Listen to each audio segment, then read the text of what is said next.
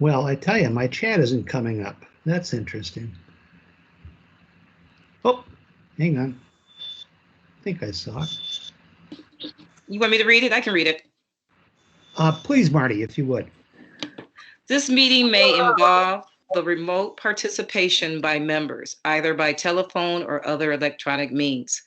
Due to the local public health emergency, I think that says no coronavirus pandemic, pursuant to the provisions of Minnesota Statute Section 13D.021. And that's all I. The recording is started, so go ahead.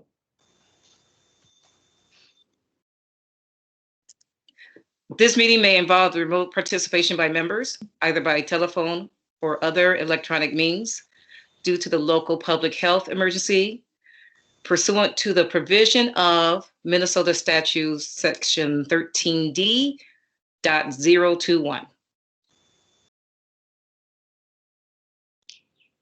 Can't hear you, Dan. Thank you, Marty. This is the Bicycle Advisory Committee Engineering Subcommittee, the regular meeting, July 13th, 2021. And this is our new meeting time, going from the third Tuesday of the month to the second Tuesday. So this is our inaugural attempt at that. And Millicent, I believe we don't do a roll call at this meeting, or do we? Nope, not for subcommittees, you guys. Okay, very good. Okay, so I think if people have looked at LIMS and you have the agenda in front of you, I'd like to adopt the agenda as listed. If anybody has any concerns about that. I think we're all looking good. All right. So first up is the Bryant Avenue Reconstruction Project, 30% with Liz Heyman and Trey Joyner from Minneapolis Public Works. Thanks, Dan, and hello, BAC. Let me share my screen and let me know when you can see that. You can see that? Good, looks good. Cool, awesome. Let me see if this works. Give me 1 second. A little choppy. Oh, there it goes. Okay, cool. So Liz and I are here for presenting to you all the recommended concept or proposed concept for the Bryant Avenue South reconstruction. Again, this is a reconstruction of Bryant Avenue South from Lake Street to 50th Street, and then also including some transit or pedestrian upgrades to Lindale and relocation of transit from Bryant to Lindale. With this project, it's scoped for 2020, scope for construction in 2022 throughout 2023 with phase 1 and phase 2 occurring each year. We are nearing our, we're looking to go to TPW in August with our recommended concept and coming to you before that. And we also have our open house today to get you idea and of where we're at with the project. I would say largely where we are with the project now is not so different from what we last presented to you all. When this loads, you can see it. Right now, we're showing a one-way street on Bryant, actually a converging one-way street on Bryant. We have a convergence point at 46. And there are two typical cross sections I want to call you guys' attention to. We have about 55 feet of effective right-of-way on Bryant when we work within our constrained work within encroachments.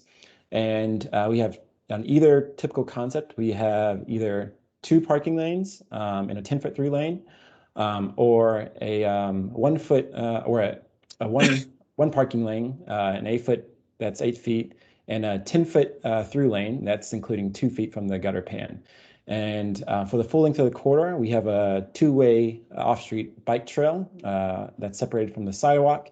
In some locations, it's 8 feet, and I think in some locations we vary up to 10 feet. This might need to be updated, but yeah, just kind of present that to you all.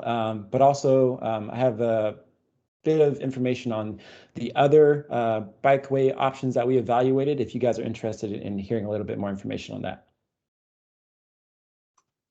Yeah, and I wanted to, just before we kind of open up to questions, wanted to just reemphasize that the Public Works recommended option is, the one-way option that Trey just described. It is almost exactly the same to what we presented to the BAC. I believe it was last month. Maybe it was in May. And so not a lot of changes from what you've seen before, and I believe what you this group wrote as a resolution of support. We did evaluate some changes in regards to feedback we heard around, that converging one-way design that Trey mentioned. But at the end of the day, our reevaluation, we stuck with our original recommendation of the convergence point at 46th. So given that we had already given this kind of full presentation about the project details, we wanted to keep it pretty short for you all tonight. And yeah, as Trey mentioned, opened it up for any questions that you all might have, whether it is on, the Bryant portion or the Lindale Avenue portion. Thanks, Liz.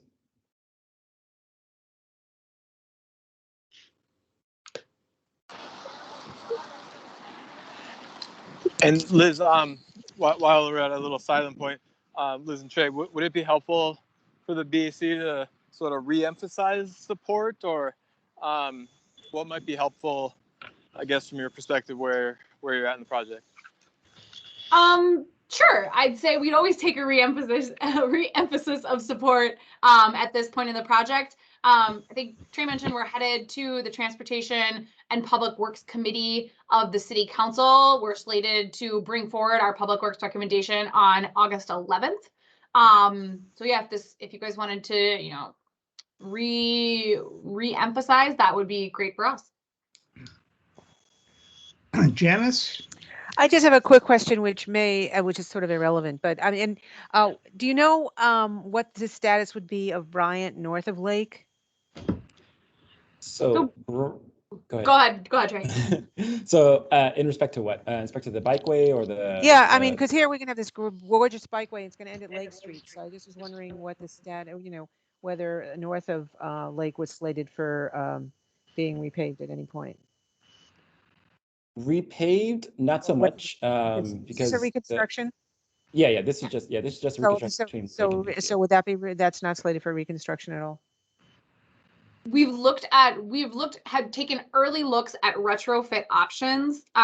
We are not including it within the scope of this project, but we know that it's a very important connection given exactly what you just said.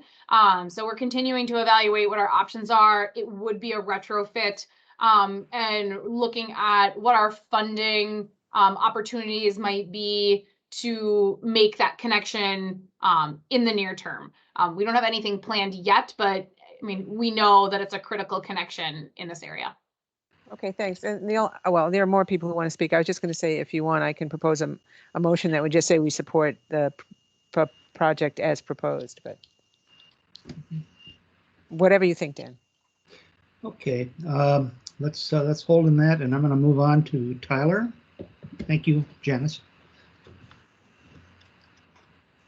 Hi, Liz and Trey. Thanks for the quick update here. Can you talk just shortly about kind of the reasoning why the bikeway is on the east side versus the west side? I just kind of want to get a grasp on that piece, and I would assume that that's been talked about in the past, but I guess maybe I just don't know yet.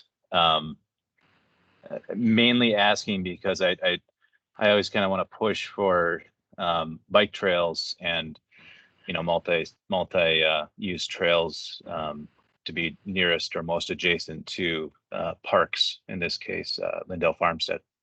Thanks. Yeah, good question.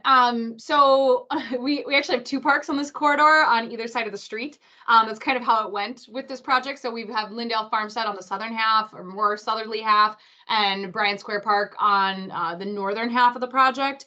And frankly, that's kind of how it went, with 6 of one, half dozen of the other, of all the land use context around this project. So some of the driving factors that we looked at a comparison of driveways on both sides and driveways crossings. We looked at those land use factors, so parks and what those connections would be.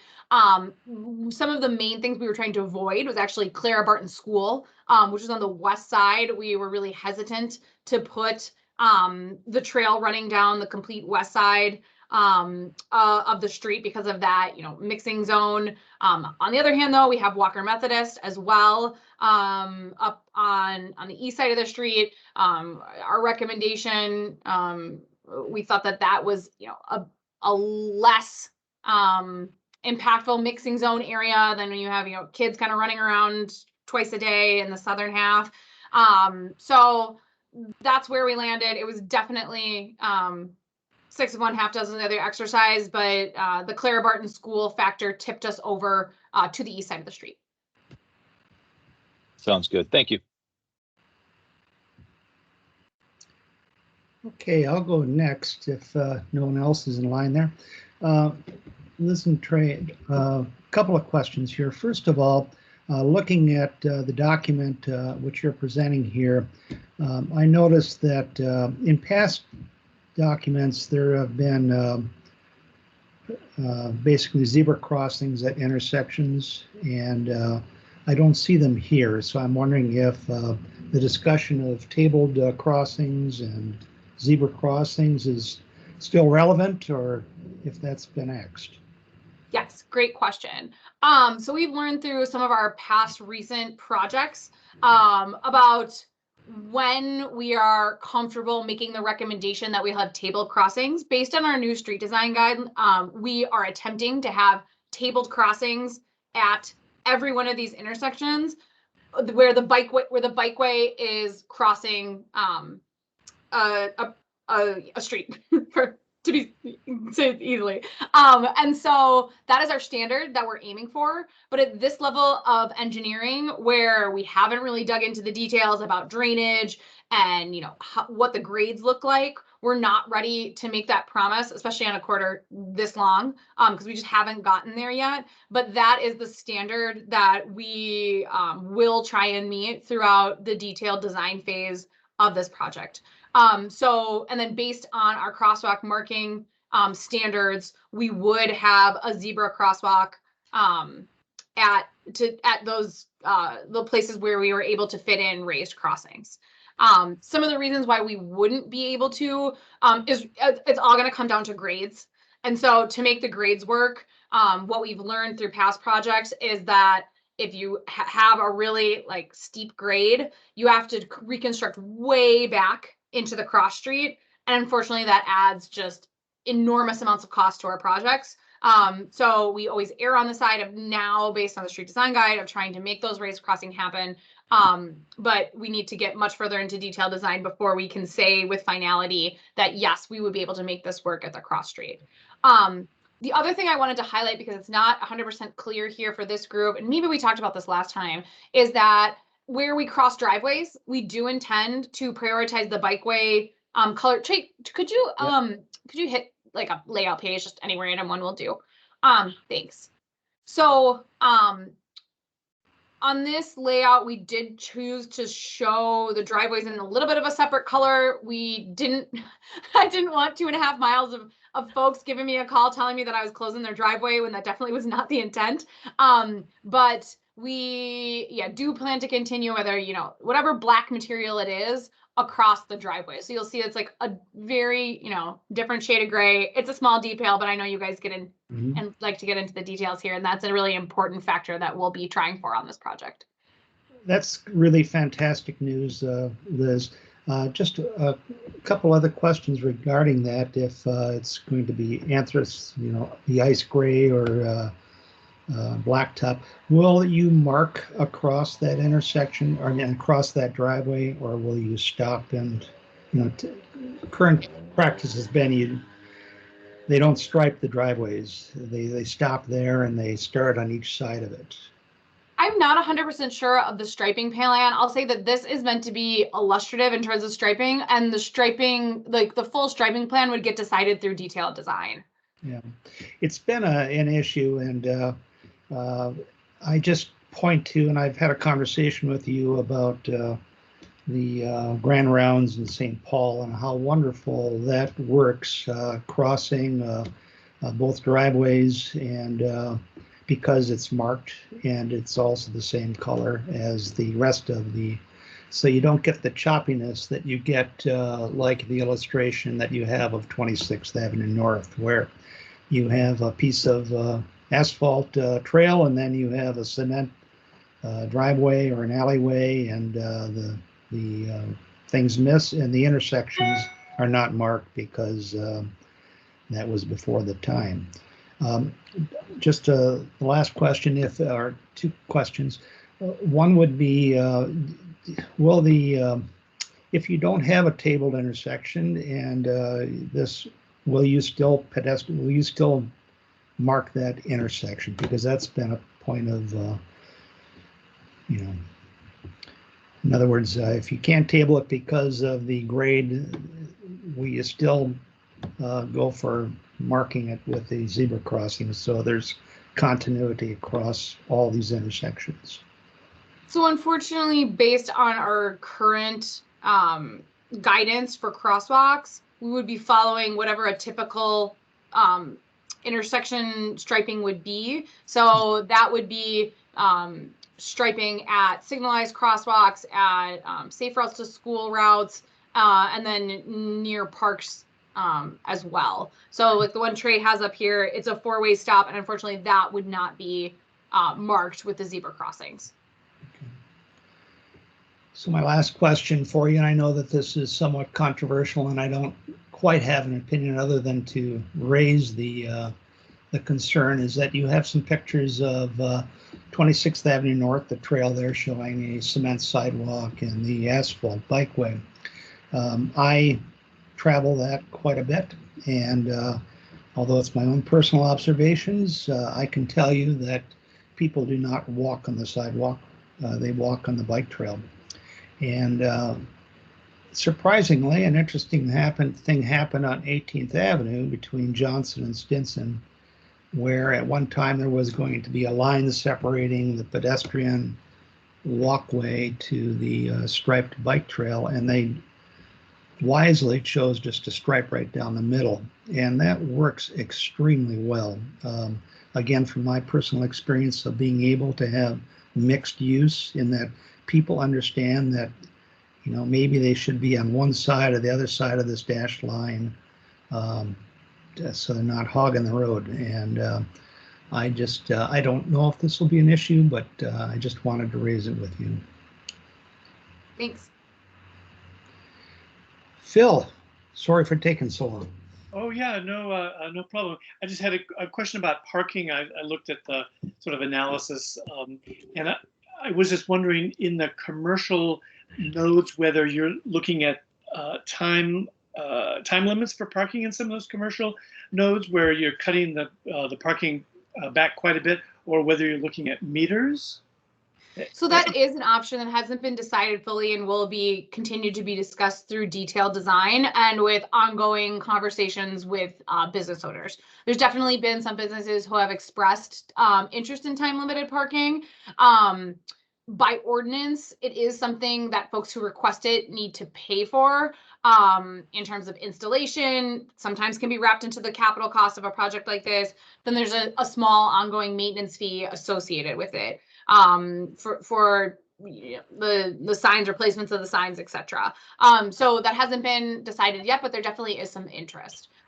In terms of meters, we have discussed that a bit with our parking services, but specifically at the northern end of the corridor up by Lake Street. Right. We like to make those metered areas contiguous, and given that there's meters across Lake Street, it may make sense to install those. But I'll say that those changes, those signage changes, are all fairly flexible in that we can install this street, see how it works, and then make adjustments if need be in terms of time limited parking and meters. Yeah, that sounds sensible. I noticed that it's between Lake and 32nd where the parking could be an issue, and it would be no big deal to extend the meters, right? That seems sensible. Thank you.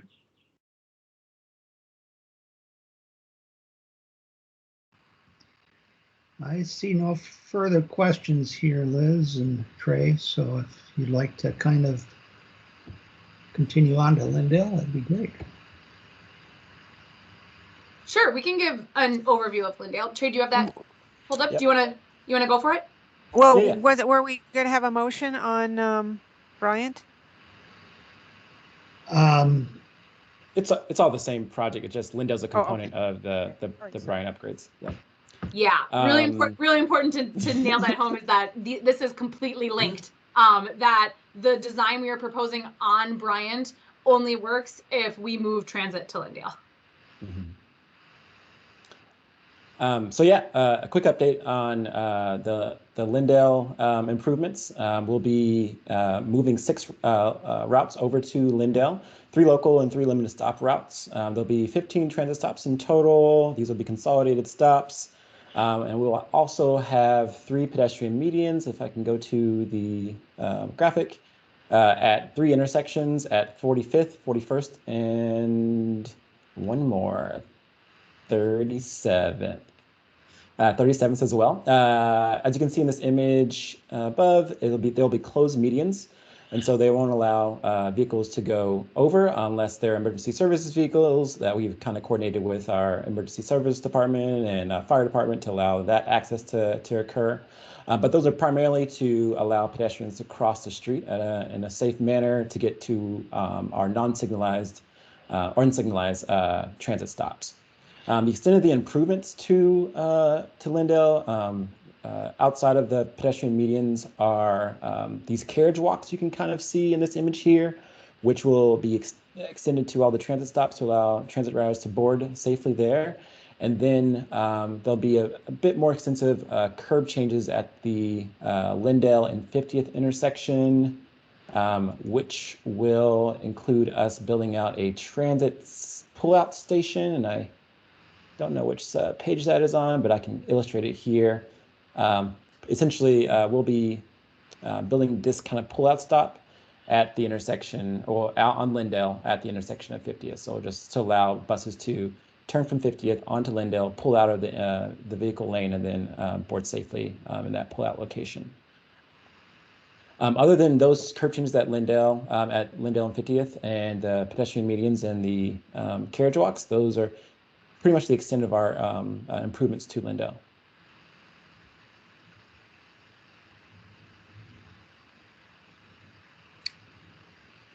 okay, any questions? Seeing none, I think that Janice proposed doing a motion. Oops, I see Phil here. Oh, yeah. Sorry, I did have a question. So I know it's obviously a Metro Transit issue question, but I noticed that at 40th and 41st Street, there stops, at each block, and I know that there has been some work to stretch out some of these blocks. And as a fairly frequent bus rider, it can be just really frustrating to have the bus stopping, at 2 blocks in a row, since people just end up busing do walk. So I was just sort of a little surprised that Metro Transit would place 2 stops on those 2 streets.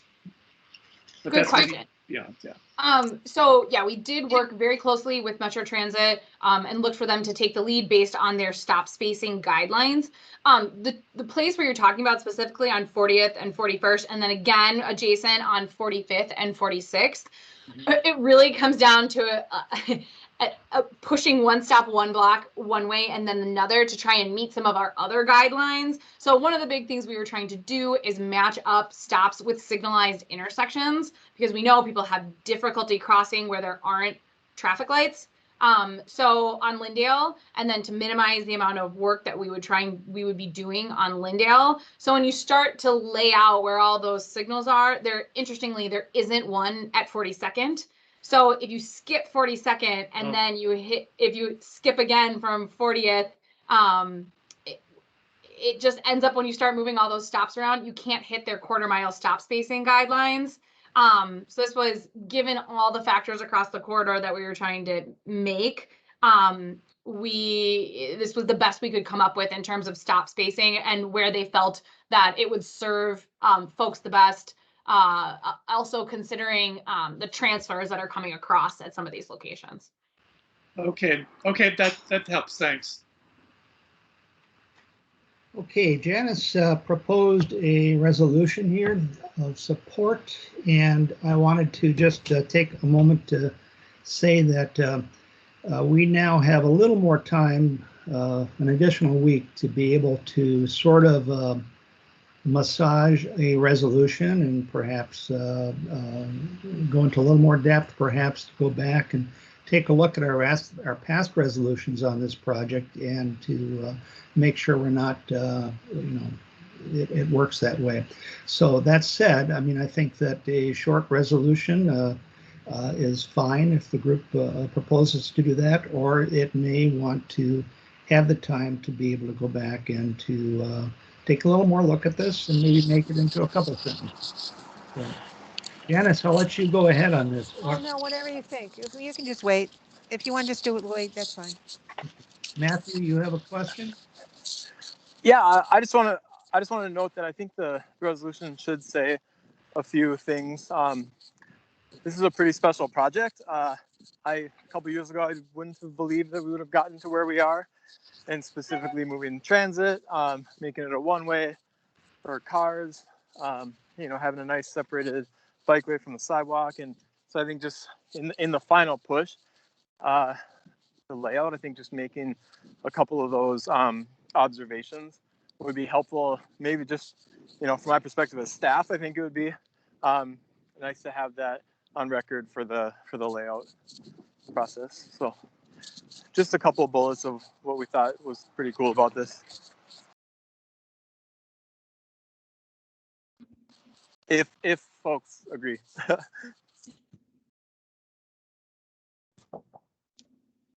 Dan, you're muted. Sounds good Janice, to me. Sounds good. I mean, I thought you were going to just wait and so why don't you did you take notes on that, Dan, and just put that into a motion then? Yeah, I've taken some notes and we have a little more time and I could put some stuff together here and get it out to you so you don't have to react to it overnight. But is anybody else interested in helping me with that? And if not, that's fine too, but just wanted to offer that as Dan, I'm there for you. Oh yeah, I was gonna say I could help too, but I can't find the old resolution that we passed the last time. I was looking for the.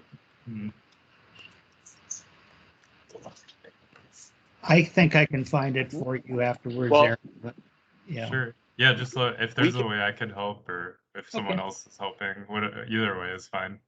Very good. I Dan, if you have any trouble finding that, let me and Millicent know. We'll get it to you. Okay, very good. All right. Thank you, Trey and Liz. This is fantastic. We really appreciate the efforts that you've been through on this for, gosh, it's going on 2 years, I think. Thank you. Thanks, everyone. Have a good evening. Thanks, everyone. All righty. Thank you. I'm just going to heat up your food and stuff on the stove top. Okay, next up, we have the Cedar Lake Road Bridge replacement at 0% with Alexander Cato, Abdullahi Abukar, Nazareth Bolana of Public Works. Welcome. Hey, thanks for having us, everyone. Alexander Cato, TPP, Transportation Planning and Programming. I'm a transportation planner. I'll kick off this project, and then I have two colleagues, Abdullahi on the line, as well as Nazareth, if you two want to just briefly say hi and reintroduce yourselves to the group. Hi, this is Abdullahi Abukar, Minneapolis. Hello, hi, Nazareth Olana, Public Works with Bridge. Okay. We'll get into it. This is 0%, so this should be pretty quick, at least on our end from presenting, but definitely, excited to get any feedback or questions from this group. I'll start it off with a one-pager. If anyone has any difficulties hearing me, please let me know. So this is the Cedar Lake Road Bridge replacement. It's slated to be reconstructed in 2023. We're going to be starting the actual public engagement process in the September timeframe. And we're replacing the bridge because it's just at a point now where it's warranting a full replacement. Currently rated at a rating of 4, of fair, I'm sorry, and this requires a full replacement. You can see the project area in the map here. I'll zoom in on an actual aerial, but it is this bridge here. There are actually 2 bridges. Originally, the project had scoped in both, but a deeper level of analysis indicated that the secondary bridge still had quite a bit of life left in it. And so the scope of this project is just for this bridge. I will zoom in on the bridge now so you can see it. It's this bridge here that crosses over the railroad tracks. The limits of the project, we're still defining what those will be, but likely will be impacting this intersection of Morgan Avenue South and Cedar Lake Road, and likely concluding the project just north of this bridge abutment. I'll zoom in and you can kind of see the visuals of what that looks like. And I'm sure most of you on this call have likely driven or biked over the bridge as it connects to the lakes, Cedar Lake. My Google man's been a little slow lately. He's been struggling, or she, I guess I can't confirm the gender, but they've been struggling to load for street views. Let's see, here we have it. This is the conclusion of the formal bridge. The reconstruction effort will likely, in some capacity, touch some of this, but very minimally. And then on the southern side of the bridge, you can see Morgan Avenue here. I'm just going to zoom out a little bit so you can see a little more.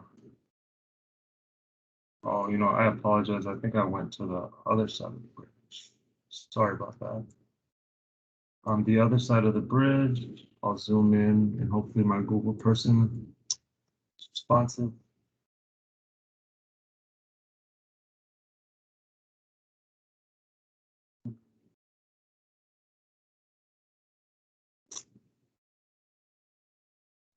There we go. So on the southern side of the bridge, we'll be reconstructing through here, and we still have not confirmed yet because we're still doing a lot of the preliminary analysis, but we will be likely impacting this intersection and some of this area over here, but we still haven't defined that.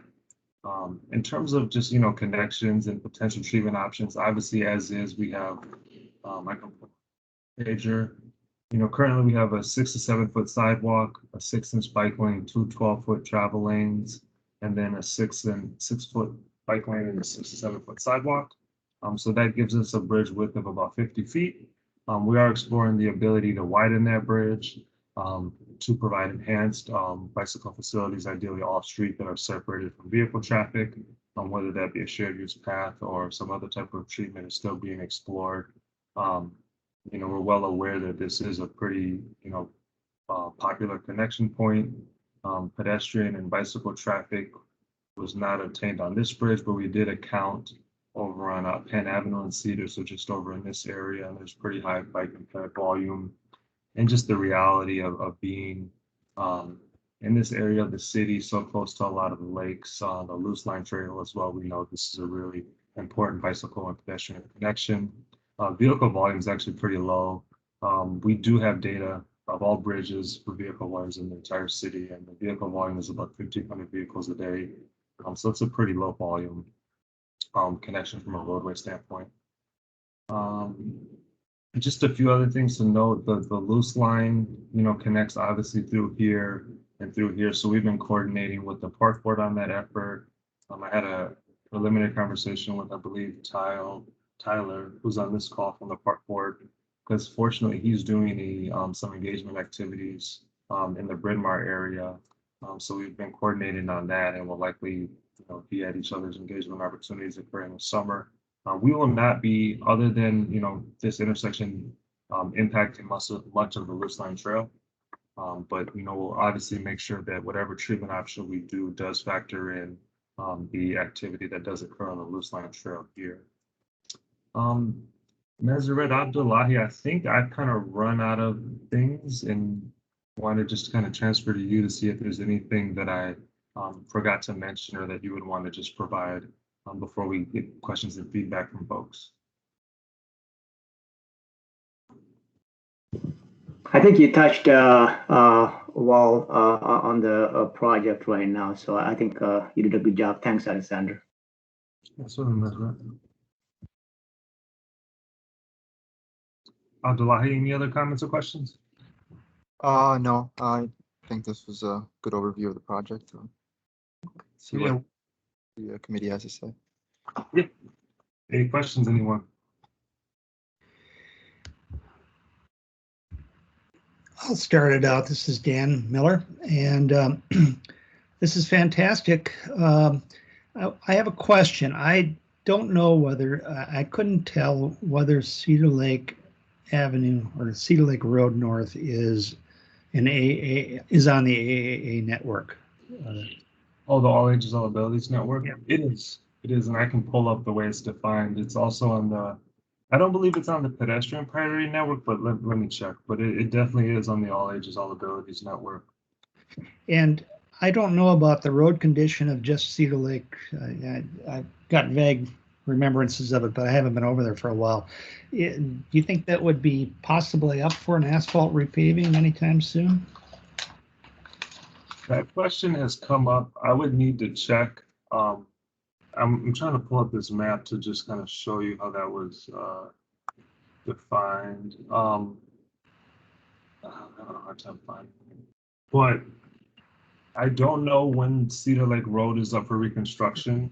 The thought is, though, that whatever treatment we do prescribe to the bridge would also be emulated on the bridge to the north as that is reconstructed.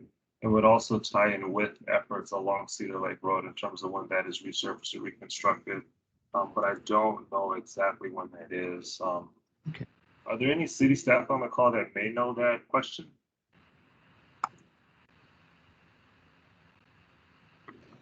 This is Matthew. I'd say, why don't we just ask that of our capital team? Okay.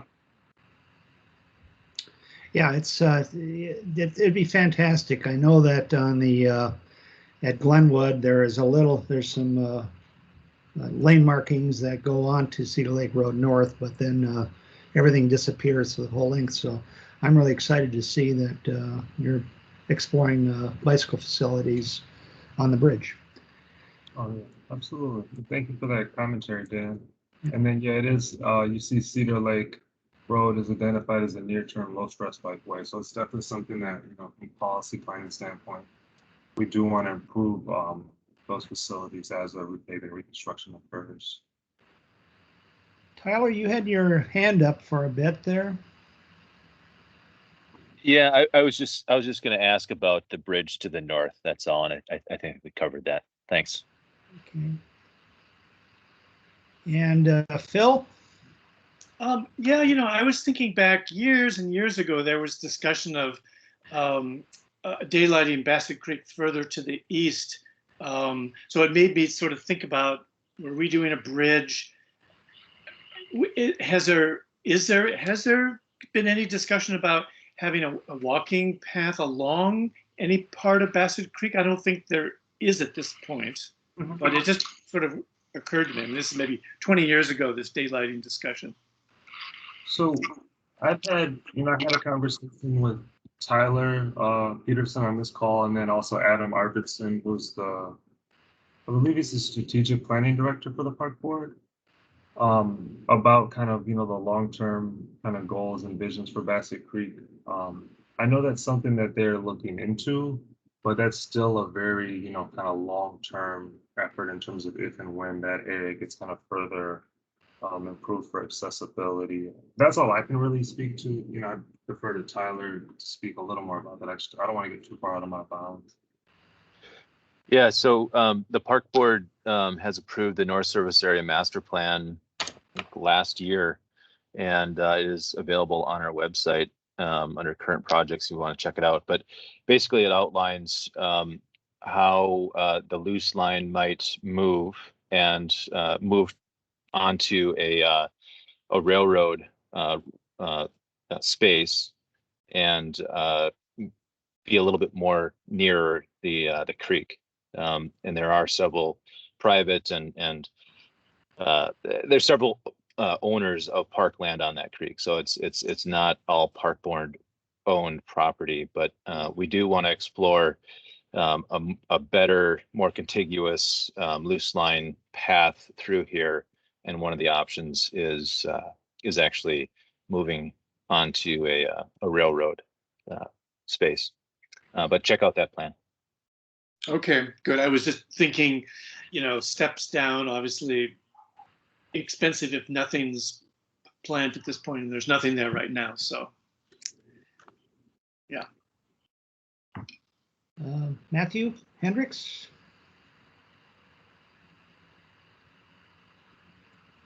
Hi, sorry, it took me a second to find the unmute button.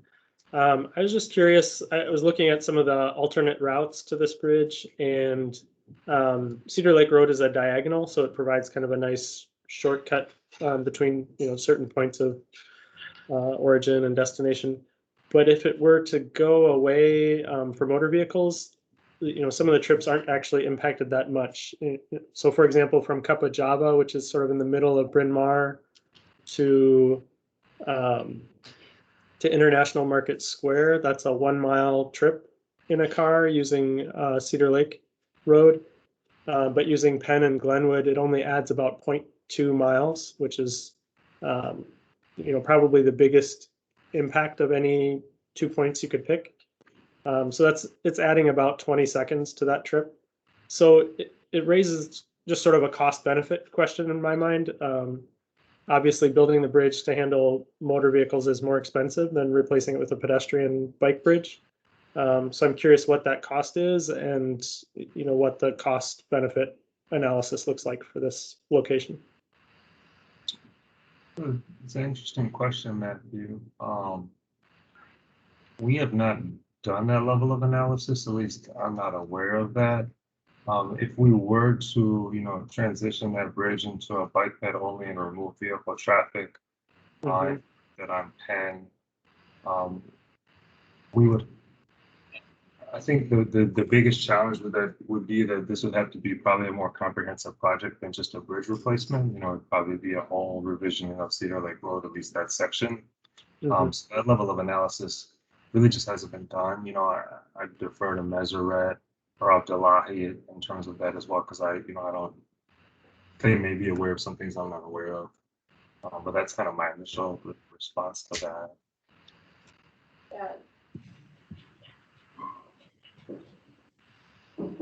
Alexander, this is Meseret. No, actually, there has not been any cost benefit analysis that replacing the vehicular bridge was PED. Is that, if I understood it correctly? No, that has not been analyzed. But I think even though it's a low volume vehicular road, but it's been, I think it was before the railroad. It must have been, this was built in 1941, sometime way back. So it must have been a very useful roadway, I believe. So. Yeah, and I don't know the history of when it was built. It's possible it was built before Penn and Glenwood were fully built out. It might have been one of the original routes in this part of town. So I guess short of a full analysis, I'd be curious to even see a preliminary estimate of, what's the cost for the full motor vehicle bridge, and what would be the cost for a bike ped only bridge, just to kind of be eyes open about what the cost differential is. Okay, we can do that. Yeah, this is Philip. It is an intriguing idea because it could be that trucking firm that's been there for decades, it could be it never go, well, maybe it does go south, but there's such a low volume, 1,500 a day. You wonder whether those trucks are all going up to Glenwood and getting on the freeway there, as opposed to going south across the bridge and getting on 394.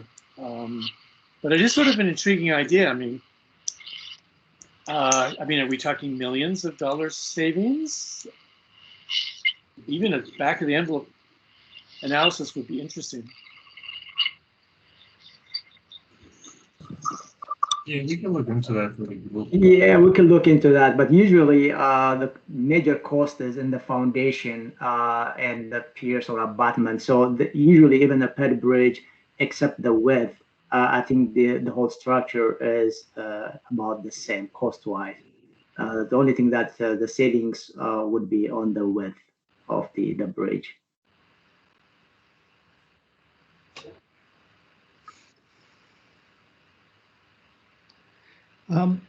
This is Dan Miller again. Is there a time when you plan to be coming back to talk to us? Yeah. Well, Was someone saying something?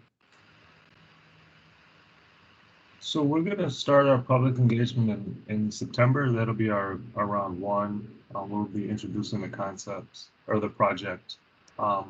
Once we have actual cross-section concepts, we'll come back to you all then, and we still need to kind of work out that engagement schedule with TKDA that's doing the engineering analysis.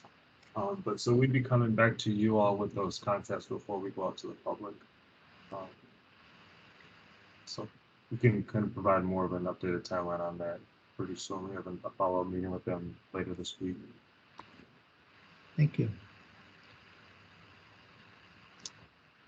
Okay, I see no further questions. Is there anything that you would like from us, Alexander?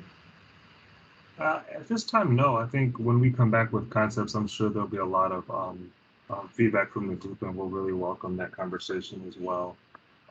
But I think it is interesting with the low vehicle volume, the questions presented. We can look into that. Only thing I would say is just scope of something like that does change, you know, the scope, and then I think the question becomes: does it make sense to push this out so we repave or reconstruct Cedar Lake Road, or I just want to make sure we're controlling expectations around what that is and what the results of this cost analysis could be and what it really means. So, but thank you for the questions and unique kind of ideas and perspectives. Thank you. Alrighty, no further questions. I think we will move on to the next project that we have. Thank you, Alexander, Wahi, and Rit for coming to meet with us. Thank you. Thank you. Our next project is the Phillips Traffic Safety Project, 0%, with Mike Samuelson and Sylvie Guzan, Minneapolis Public Works. Welcome. Thank you. Just going to meet me today. Sylvie is actually doing a presentation on this project at another meeting simultaneously. So you're just stuck with me. My name is Mike Samuelson. I'm a transportation planner here with Public Works. And as Dan mentioned, we are at 0% for the new project, the Phillips Traffic Safety Project. I'm going to share my screen here. So this project is actually kind of two projects where we are doing the engagement and the initial conceptual planning simultaneously. So we have some pedestrian funds through our pedestrian safety program. That's a combination of both federal and local dollars. That was won in last year's federal regional solicitation cycle. And so that includes Chicago Avenue, the parts of Chicago Avenue here shown, kind of 24th Street, east of Chicago, and then one block on 28th Street. That is just south of the hospital here between Chicago and 10th Avenue. And then kind of simultaneously, we also had plans to have some protected bikeway funding on 26th and 28th Street around the same time, obviously in the same location or similar location. And so it just makes sense for us to come out and do this work concurrently, just to both not overwhelm residents and community members with engagement, and also to be able to plan, holistically across these three east-west corridors, and then obviously Chicago, a very important north-south spine here. So you can see on the slide the goals noted here, emphasis on reducing speeding and car crashes, consistent with our Vision Zero program. All 4 of these streets are designated as high injury streets in the Vision Zero action plan. So, improving traffic safety here is really top priority. And through improving traffic safety, the sort of knock-on effect would be that second bullet point of, improving comfort for people who are walking and biking in particular. All 4 of these streets are part of both the transportation action plans, all ages and abilities bikeway network, and also the pedestrian priority network. And then we've got the schedule listed here on the right.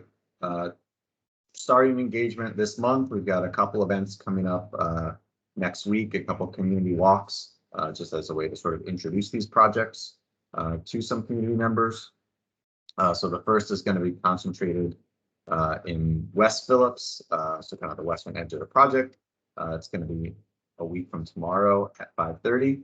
And then the second walk is in East Phillips, and that's going to be Saturday at noon, or a week from Saturday rather at noon.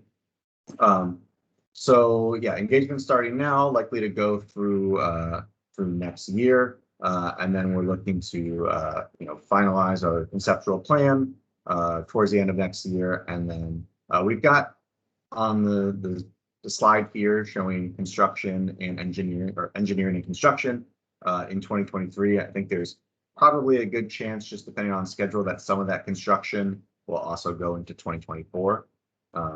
Just kind of evaluate that as we move forward. So because this is a 0% presentation, we don't have the concepts here. I do have just a few slides of kind of treatments that we've used on other similar projects, just to kind of share what might end up happening. Slide here. So we're talking about things like bump outs. These could be at signalized intersections. Probably more likely that we see them at unsignalized intersections. A lot of the signals on these 3 corridors were either recently rebuilt, or I know, for instance, at Chicago and 26 are going to be rebuilt with the D-Line project. We know that one signal at 28th Street and 10th Avenue South is slated for to be reconstructed as part of this project. So that's probably the main location where we would see signal work, and therefore an opportunity to have a bump out at a signal. Also, the potential for medians. I know that a few years back there were some medians that were installed on 28th Street, and so this is one where we would want to tread carefully, make sure that we don't repeat any of the issues that came up with that project a few years back. The photo here is on, I can't remember actually if this is Emerson or Fremont Avenue over north, but kind of a similar idea where we've got a one-way street and then a protected bikeway, and this also helps with the pedestrian crossing, shortening crossing distances, as well as protection for people biking. And then there's also the option of upgrading the existing bollard protected bikeways into a curb protected bikeway. So that's something we're looking at. And as we go through engagement, looking to hear from residents and stakeholders in the area about what kind of changes they'd like to see, where their priorities are for projects.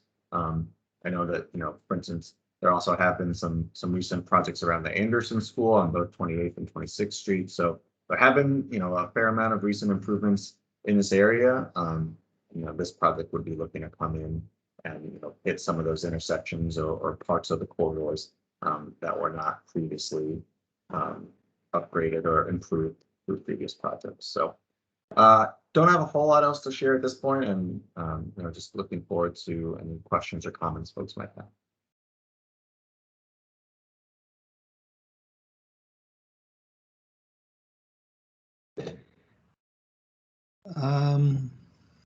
Janice? Well, I was just wondering whether we should pass a resolution supporting the curb, because that's a great idea. Yeah. Would that be helpful at this point?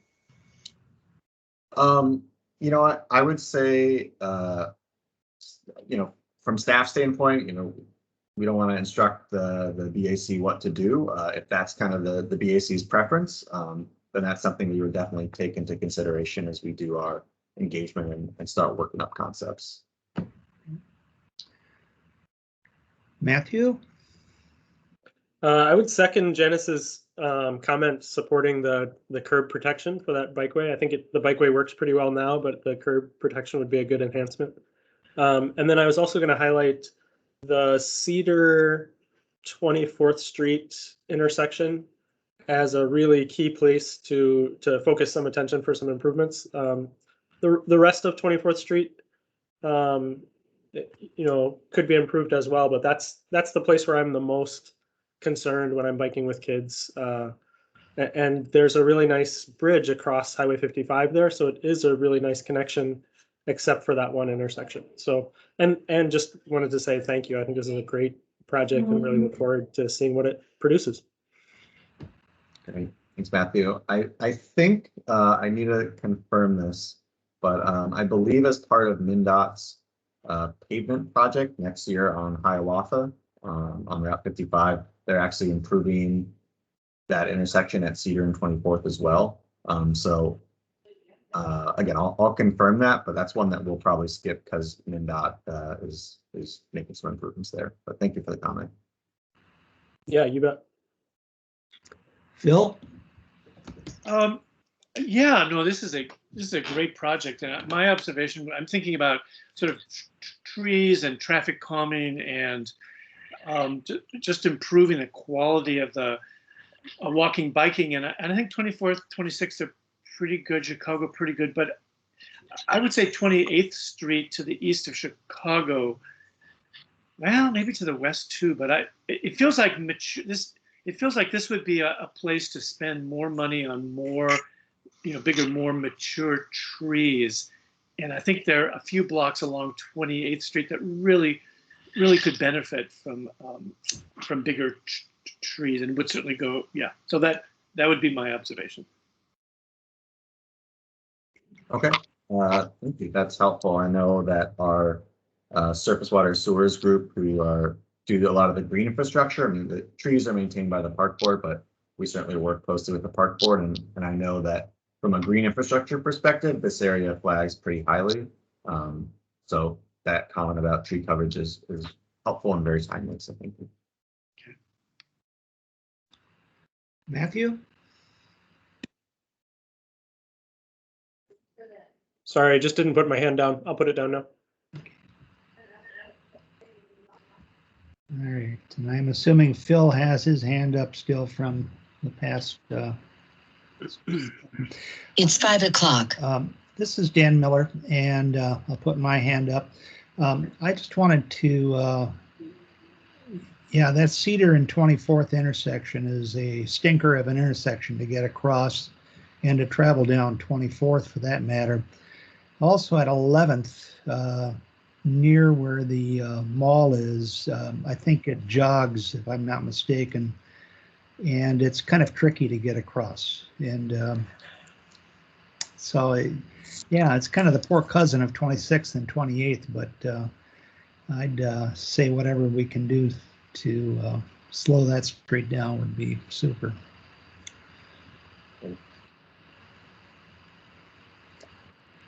Is that? Sorry, go ahead, Dan. Is that by any chance on the AAA network, 24th? Yes, all four of these streets are on both the AAA network and the PPN. Okay, very good.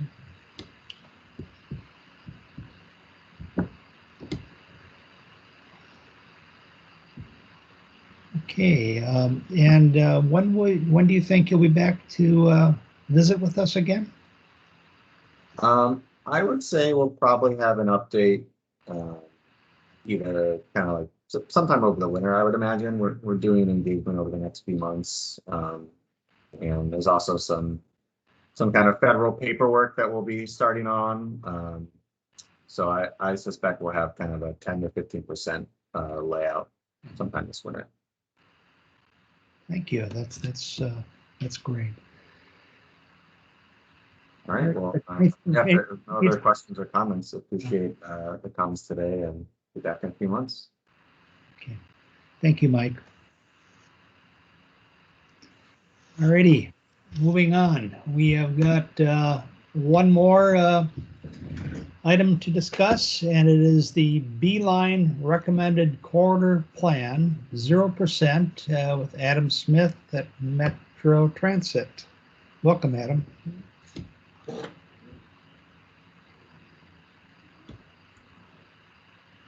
Great, thank you. Just confirming that folks can see my screen. Yes, we can. All right. Great. So I am joined today by a couple of our partners on the Beeline project, Jordan Kosak from Hennepin County and Yasna Hadjik-Stanek from City of Minneapolis. So I think the plan of attack here is I'm going to give a little bit of a background as to the project itself, the Beeline project itself, some of the status in terms of where we are, where we're headed, overall project schedule, the contents of the corridor plan, and then we'll talk a little bit more, and I'll hand it over to Jordan and Yasna to talk a little bit more about some of the interagency coordination items that we have been discussing to date, and sort of things we're continuing to analyze, and sort of what we see as the next steps as we look at improvements on Lake Street, which obviously there's a lot going on there. So so just to get started, for folks who maybe aren't familiar with the project, so the Beeline is a bus rapid transit project on Lake Street in Minneapolis, and then continuing to downtown St. Paul along Marshall and Selby Avenues. And so it's a substantial replacement of the Route 21, which has historically been the second highest ridership bus route in our region, but has had the slowest in-service speed. So heard some commentary about stop spacing earlier in another presentation. So something that we're certainly cognizant of as part of these projects. And one of the things to note is that ridership on this route has remained really strong, compared to other routes even throughout the pandemic. So a lot of daily needs are being met along Lake Street, as I'm sure will be no surprise to a lot of folks on this call. And as of last fall, the project is fully funded, and so we are moving forward and targeting opening in 2024. So just in terms of a little bit of background on the schedule, we've been doing planning for a couple of years on this project. In February of this year, we released a draft corridor plan, and we are now, as of tomorrow, anticipating Met Council approval to release the recommended corridor plan for comment and public review. And I do want to just mention, particularly, to the interest of folks on this committee, that we did receive a number of comments on the draft corridor plan related to bicycle connections and safety along the corridor. A lot of those had to do with places, I think largely on the St. Paul side where there are existing bike lanes, Marshall Avenue, for instance. But that said, interactions between buses and cyclists is certainly going to be one of our key considerations as we're getting further into the engineering phase. But we do look to, and I'll talk about this a little bit more, as part of the plan, really finalize the platform locations down to the intersection quadrant level. So as we look to do that this fall and begin the detailed design for the project, that will go into next year. And then in 2023, we'll look to begin construction. So again, the key sort of policy element for the corridor plan is really finalizing those station locations and the general location of platforms within each intersection. But we also include some other context around the corridor. So, what is bus service going to look like, both from not just the BRT perspective, but also local and limited stop service. And then what are some of the bus priority treatments that we're looking at to help meet some of the overarching speed and reliability goals for transit users along the corridor. So what this looks like within the plan is really kind of these, conceptual designs based on the coordination and the site-specific review that we've done to date. So these are certainly things that we will continue to, refine and look at as we move further into design. But really, it's about again, sort of saying, okay, we're looking at what constraints there are in each of these corners and targeting quadrants of individual intersections for platforms. In terms of what a typical arterial BRT station looks like, this is an example from the C line on Penn. You can see sort of lots of upgraded amenities, from shelters to seating to real-time transit information.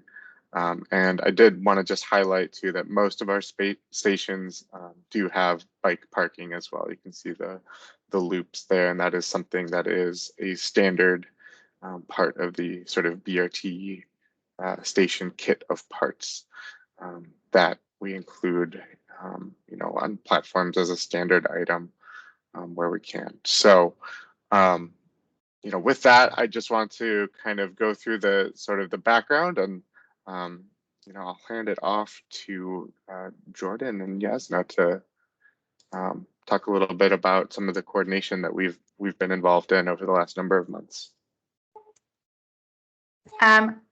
Jordan, do you want to go? I can go first. So thank you everyone for the opportunity to be here today and to join my colleagues from Metro Transit and Hennepin County. As we all know, Lake Street is a critical connector and a culturally significant corridor in the city and the county. And the Metro Beeline BRT project really provides the opportunity to support various goals outlined in the city's 10-year transportation action plan, and especially the city's Vision Zero policy. So we are really taking a broader approach to evaluating further improvements to this corridor beyond the BRT platform locations. And Jordan will tell you a bit more about that. We know that Lake Street has long been identified as a high injury street. So addressing traffic safety is really the key and primary goal for the city of Minneapolis, knowing that 8% of all crashes in Minneapolis between 2010 and 2019 have occurred along Lake Street. Also, in addition to that, part of Lake Street between I-35W and Hiawatha Avenue South is identified as a Minneapolis South Side Green Zone, which includes the greater Phillips community. So really placing higher priority for reducing impacts of traffic pollution and increasing greening, especially trees and green stormwater infrastructure, is also something that is a priority for the city. Lastly, we are working as part of the this work with our partner agencies here to evaluate the addition of bikeway facilities as identified in the city's transportation action plan, and the map here that Adam has shows the it's a little hard to see where they are, but I believe it's the green lines. Okay, yep, it's showing the blue lines are showing the western connection, and then eastern from Hiawatha over to the river. And just lastly, I want to mention that the city is committed to partnering with Metro Transit and Hennepin County to improve safety along this critical corridor. And I hope that's evident even by this show of having all three of us on this meeting tonight, and all the number of meetings that we have had in the past couple of months and over the 2 years. So we are really looking forward to this work and supporting Metro Transit and Hennepin County in this. All right, hi, BAC. As Yasna noted, first, Jordan Kosak, Hennepin County. And as Yasna noted, there are, and as you can see on the sort of the plans identified on the slide here on the left-hand side, we know that there are safety issues on Lake Street. Hennepin County just passed a climate action plan that calls for a reduction in vehicle miles traveled throughout the county. So we have that in our minds as well. And one way that the county says we can reach that goal is by improving access to transit, improving access to walking and biking. And so the county has been a partner on this project, and we know that we have these needs on the corridor. We know that we might have some near-term as well as longer-term opportunities to make wider improvements on the corridor beyond just what the BRT project will accomplish, which is pretty limited to station areas and intersections to some degree. So with that in mind, the county is right now in the middle of leading a additional study that builds on a lot of the traffic analysis work that Metro Transit has done on the corridor. It kind of picks up where Metro Transit left off to look at a number of factors. One thing that will be evaluated is creating, well, maybe I'll just say it this way, eliminating 4-lane undivided sections on Lake Street where they exist. It might not be a 4 to 3-lane conversion. It might look a little different, but we know that 4-lane undivided roadways are least safe roadways, the ones with the most crashes in the county and the city as well. So that's going to be one thing. As Yasna pointed out, potentially looking at bike facilities, for instance, from Minnehaha east to the river. If we were able to convert that to a 3-lane section, that's an opportunity to add bike lanes because you free up more space for that. Let me look at my notes here. So we're also looking at, there's a lot of vehicles that use Lake Street, right? And so we are looking at how we can best mitigate that as part of this, going a little above and beyond what the Metro Transit study has done.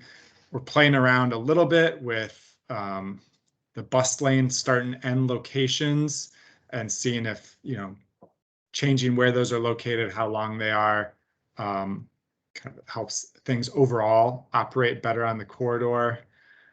I mentioned the 3-lane analysis, the removing 4-lane undivided section analysis. And I think maybe the biggest thing that we're going to look at in this is it's called the sensitivity analysis. So we have like our base level of traffic or vehicle volume on the corridor, and a lot of times the sensitivity analysis will say what happens if it grows over time. But with our goal of reducing VMT in mind, we're going to look at what happens if we're successful in that goal. We're able to see a reduction of 10% of traffic volumes on the corridor, and how does that change how things operate? Does that open up new possibilities that the county would be, that would be acceptable to the county to make certain geometric changes? And those are geometric changes like a 3-lane section, adding bump outs, I don't know, other things like that. So there's kind of a balance for us at the county of, finding the right balance with traffic operations and also being able to make the safety improvements and the improvements for people walking and biking that we know are really needed here. So that's it for me, I guess. Are we just opening it up to questions now? Sure. Yeah, I just thanks, Jordan and Yasna. I just had one more slide and just kind of getting to the kind of the next steps in terms of, I think what we kind of see coming up. So I think sort of Jordan walked through kind of the analysis that's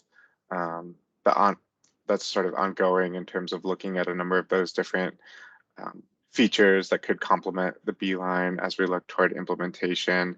Part of that is certainly sort of the financial resources aspect too, and sort of making sure that those are in place in a way that would be consistent with all of the project schedules. But as we noted on an earlier slide, I think the overarching goal is that the Beeline doesn't preclude these kinds of safety or other improvements. So whether or not, it happens maybe with the beeline, I think that's great. But I think the idea is that, hey, this is a long-term commitment. So we don't want to do anything that's going to preclude some of these other improvements that the county and city might be interested in pursuing. But then, certainly I think depending on how that continued analysis goes, we'll look to continue engaging with folks around these this broader set of potential improvements separately from beeline efforts, and certainly that would include additional coordination with this group as we have sort of more details to share potentially down the road. So I think that was all that I had. So I think with that we could field questions if there are some.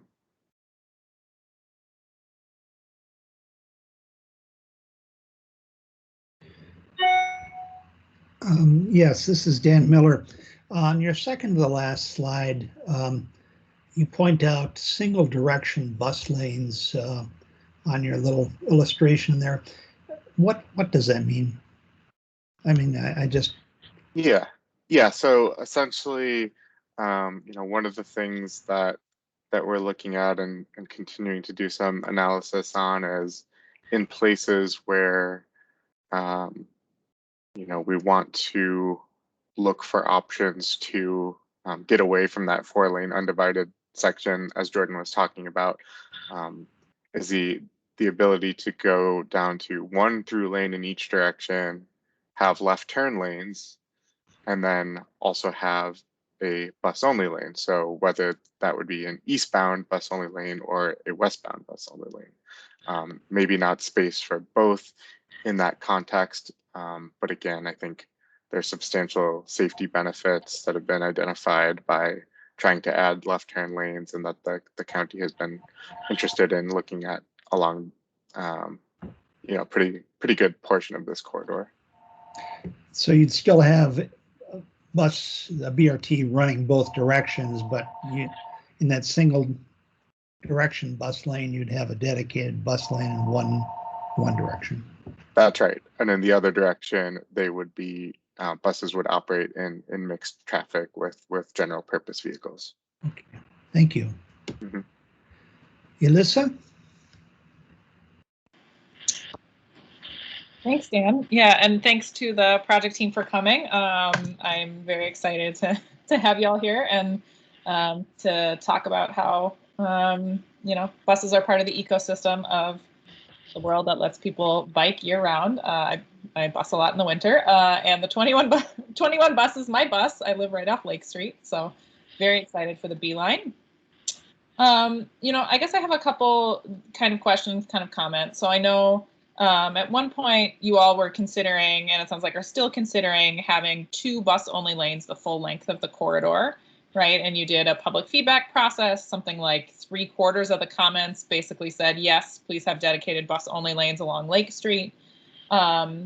And then, you've shifted to also considering this balanced bus priority concept explicitly to account for some of those traffic safety measures and to improve biking connections. I guess one of my concerns is looking at this balanced bus priority concept. The areas that the city of Minneapolis has designated for bike improvements in the Transportation Action Plan are the section in yellow where we have bus lanes in both directions, and then the section where there is no highlighted bus lane between Hiawatha and the river. And so, it doesn't feel like there are particularly good improvements for biking in that westernmost section. And then the easternmost section, we're losing any sort of bus lane, and there's also no immediate improvements for bike lanes, right? Again, going back to the timeline of the Transportation Action Plan, we're trying to make these big shifts in the next 10 years. And I'm not aware of any other major reconstructions to Lake Street that are going to be happening before 2030. So part of this is a comment to say, like, I really, we should either have bus lanes or bike lanes on that section between Hiawatha and Lake. and not just like have both of those disappear, especially when the public engagement process really backed up the fact that people are looking for that. But also really interested in I guess getting more specific commitments from you all in the next 15% of the project, that there will be some bike improvements to the corridor as well, right? Because I don't want to. We want all of the things. We want them all to be good, but there still seems to be a lot of space that we're not going to see a lot of changes along the corridor. So those are kind of my thoughts / requests.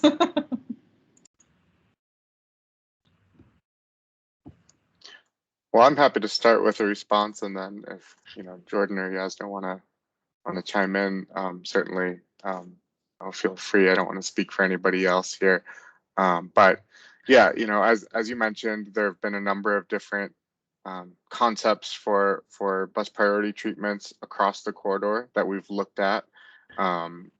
We've presented a few of those within the planning documents as we went from draft to now recommended, where we're adding this to a couple of the concepts that we had looked at previously. And so, I think a lot of this is still under development, under analysis. Certainly, we heard a lot of support for bus priority treatments in general, bus lanes in particular, in terms of comments on the draft plan. But I would say, to some extent, this reflects what you see here reflects a concept that would not preclude either of those sections of bike improvement, bike facility improvements, consistent with what's in the transportation action plan.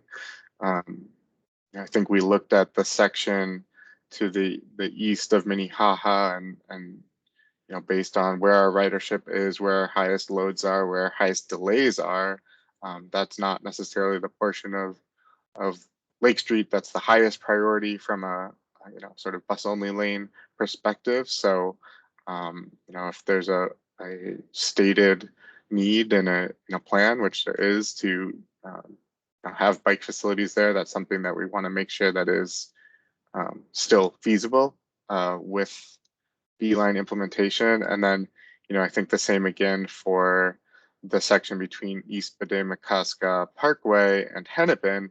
I think there are there's a little bit more right of way to work with there when you think about the fact that much of that has 3 lanes in each direction with parking lanes on both sides of those 3 lanes. So I do think that nothing in this concept would preclude those improvements, and that's kind of the overall goal based on where we are in the planning phase. So with that, I'll let Jordan and Yasna step in and tell me where I went wrong.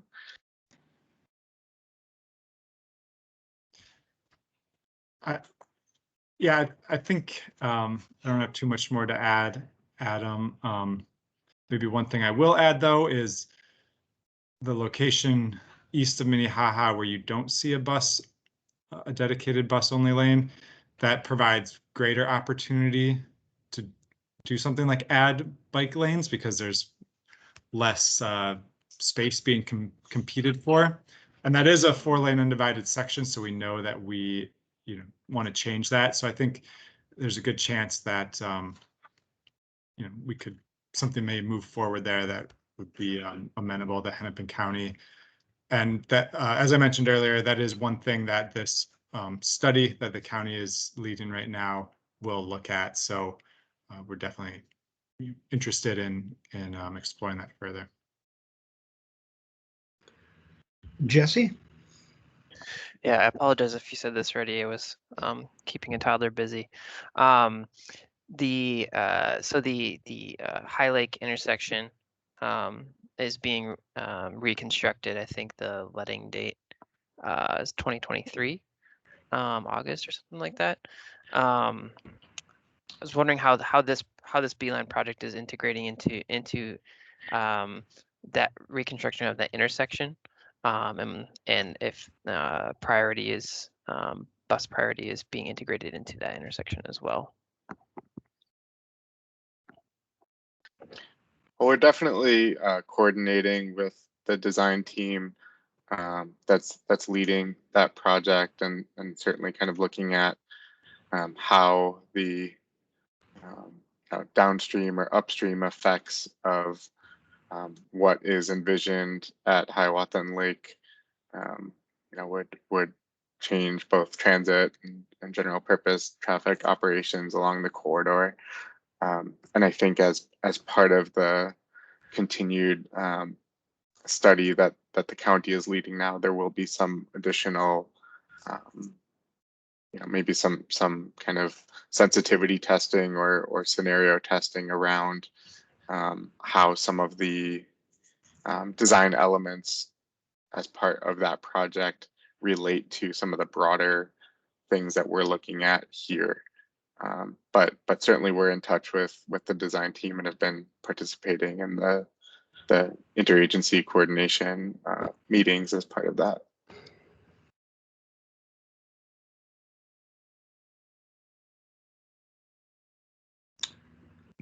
Elissa? Thanks. Just one quick follow-up. So I think part of what I'm hearing you not exactly say is if we put bus lanes on the section between Hiawatha and the river, that something about that would preclude there being future bike improvements. And I guess I would just push back on that a little bit in terms of bus-only lanes right now are only paint for the most part, so those are pretty easy to change. We just repaint. But then also to really be thinking again about, that's a section of Lake Street where it's a 4-lane undivided road and there is a bunch of parking on every single block. And so thinking about how can we accommodate both bikes and buses with the river crossings being what they are, right? This is a major throughway to St. Paul and a bike facility on the other side of the street. So I just really want to encourage us to get creative and think about how we can do both on this section rather than be thinking it's an either or situation. But I appreciate that there are documents and plans and constraints that you all are dealing with that we did not go through at today's 0% presentation. So thanks again for your time. Yeah, Alyssa, if I could just respond to that. I think one thing, there's maybe like a short and a long-term way that we're looking at it. And I think for the purposes of what Hennepin County is evaluating right now, we're looking at more of what can be done in the short term with just like a restriping, repaving type project, because the parking lanes are, I believe most of them have like bump outs at the corners. And so there is kind of, in that more short-term scenario, there is kind of an either or because just because of the limited space. I think if we were going to totally reconstruct the roadway, we might, more options would be on the table, but that is not at any time in the near future. But then just one other thing I'll say is that previous analysis, traffic analysis that's been done hasn't really shown any appreciable gain for bus travel time by having a bus only lane there. So, if it would make a big difference to bus headways, I think it would probably be on there and be considered more strongly, but it didn't really make a big difference in that section. So that's why it's not being shown there. And that's why we're kind of thinking about other options for that section.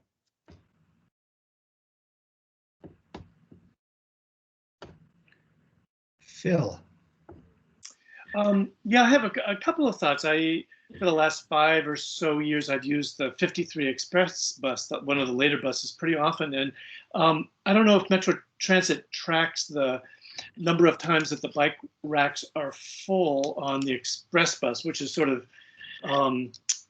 obviously what BRT is going to replace. But it was pretty common that that I was not able to get my bike on, or other people were not able to get their bikes on the 53. So that's sort of one thing to look at the data, and then the other, the other sort of it's this whole question of corridors and modes. And my mind was sort of going to the Greenway and how if you're biking along Lake Street, there's signage that tells you, the Metro Greenway is 2 blocks up here basically. But if you're on the Greenway, there's not sort of commensurate signage about, hey, you've got Lake Street, and I'm thinking specifically about businesses, because really Lake Street is this intense, small, business heavy corridor. And again, my mind was sort of going to, wouldn't it be nice to have money in this project benefit signage on the Greenway for people cruising along the Greenway? I mean, I tend to, when I'm shopping on Lake Street,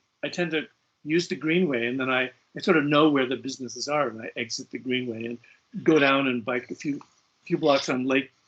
But I don't really want to bike 20 blocks on Lake. I want to use the Greenway, but signage would be really helpful, business signage for people on the Greenway. I can respond to that one. Phil, at Hennepin County, we have a program called the Midtown Greenway Community Works Program. It was created like over 20 years ago, I think, to help build, create the Midtown Greenway, but it's still ongoing. And that signage need or issue that you're bringing up is something that the program manager is aware of, and I believe is working towards, adding more signage.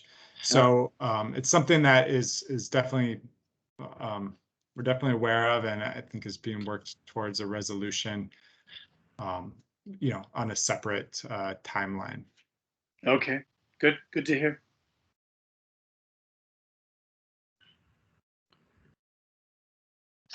And just to respond to the comment about bike racks, yeah, definitely appreciate that comment. I think that's something that is, something we track in a general sense within Metro Transit, and I do think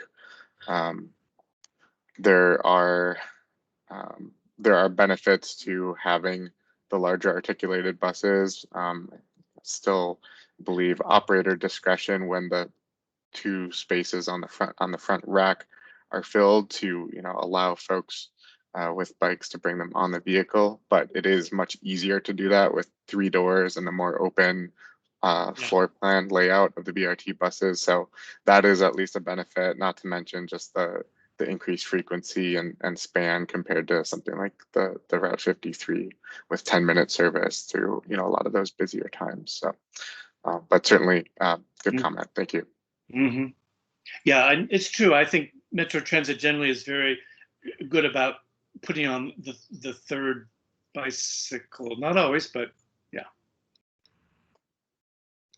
Phil, I'm putting a link to the Midtown Greenway Community Works website in the chat, and if there's the contact information for the program manager there, so if you want, you could just follow up with her directly and see where things stand on that initiative, and you could also learn more about some other things that are happening on the Greenway.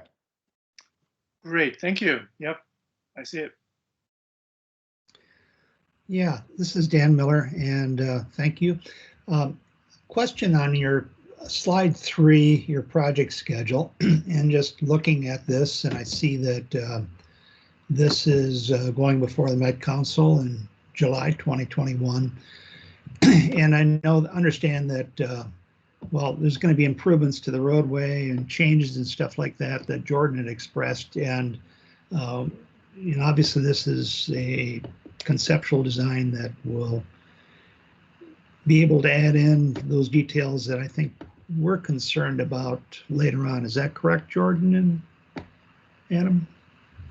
Yeah, that's right. I think what Hennepin County's doing now is making sure that when the B line gets constructed, we can come back later as opportunities arise and sort of add in other things. Ideally we would do it at the same time, and maybe we'll be able to find the funding to do that. But yeah, we just want to make sure that we're not precluding any future improvements. So the discussion about reduction in lanes and bike lanes and that stuff will happen independently of this project schedule. Yeah, for the most part, I would say yes. Okay. Thank you. Yeah, I think, there's an important linkage when it comes to, again, sort of setting those BRT station locations in place and, sort of where the curb lines are going to be, because those can't be necessarily changed later on. But when it comes to the lane configurations and those sorts of things, I think there's certainly room in the timeline for that.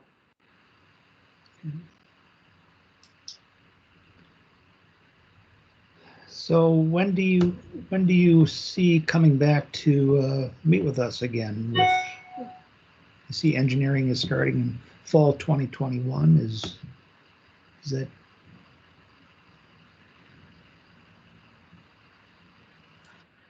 Yeah, I think the goal would really be to later this year, kind of this bullet point here when I think additional analysis work has been completed, and I think we'll sort of have a better idea collectively of some of these improvements and the feasibility of some of these improvements. And I think, again, I don't want to speak for the city or county, but I think certainly that would be the goal, would be sort of in concert with, as the beeline is getting into the detailed design phase, there'd be more information available in terms of what some of these other broader improvements could look like.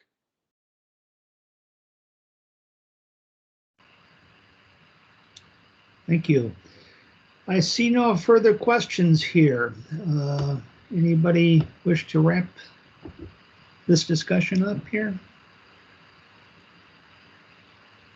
Thank you for coming to the BAC and being able to show this to us. It's very helpful, and it's an important street, and I think there's a lot of interest in BAC and seeing what can be done to improve conditions there for bicycles as well as other means. So thank you. I'll also just, Dan, second what Alyssa said earlier.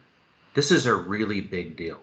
It's going to make things really significantly better for people who want to get around without having to use a car.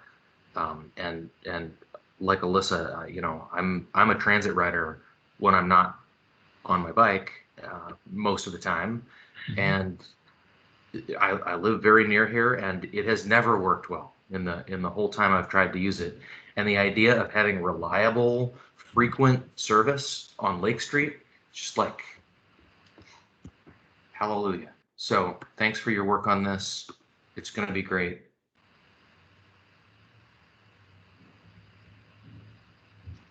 Thank you.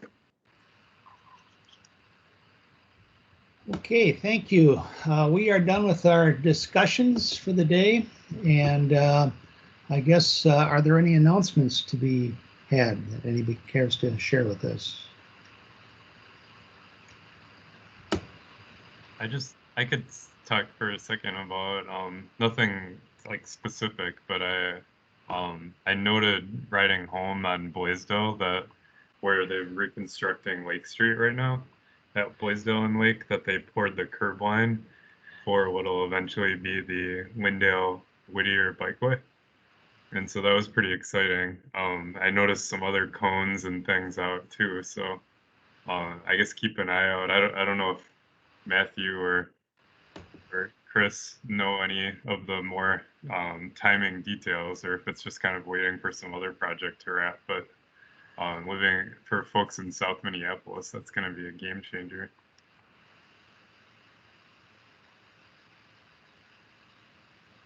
Yeah, thanks, Aaron. I'm excited as well. I don't have any timing details for this year. Looks close. It looks like it's coming.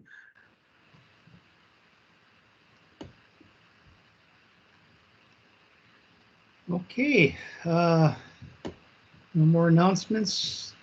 Thank you, everybody, for participating. If there is any interest in being able to sort of firm up any resolutions on any of these discussion points, please get a hold of me. I'll be trying to get materials ready for people by the end of this week. So next week you have a chance to review things that would come before the general BAC.